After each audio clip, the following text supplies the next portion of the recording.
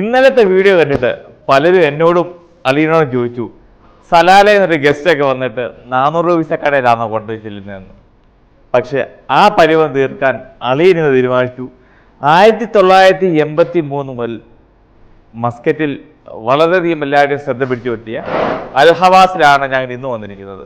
നിങ്ങളിൽ പലരും ജനിക്കുന്നതിന് മുമ്പേ തുടങ്ങിയ ഒരു റെസ്റ്റോറൻ്റാണ്. ഇന്ന് റൂവിയിലും അൽക്വയറിലും അതുപോലെ ഗോവയിലും എല്ലാം പല സ്ഥലത്തും അവർ പടർന്നു വന്നിരിച്ചിട്ടുണ്ട്.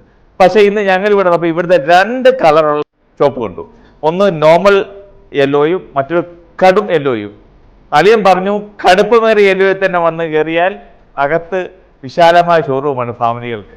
അങ്ങനെ അൽ ഹവാസിലെ അതിപ്രശസ്തമായ ആ ചിക്കൻ ഒന്ന് പിടിപിടിക്കാൻ നമ്മുടെ ഉറക്കമൊക്കെ ഒഴിഞ്ഞുകൊണ്ട് ഇതാ നമ്മുടെ ഹബീസ് റെഡിയാണ്.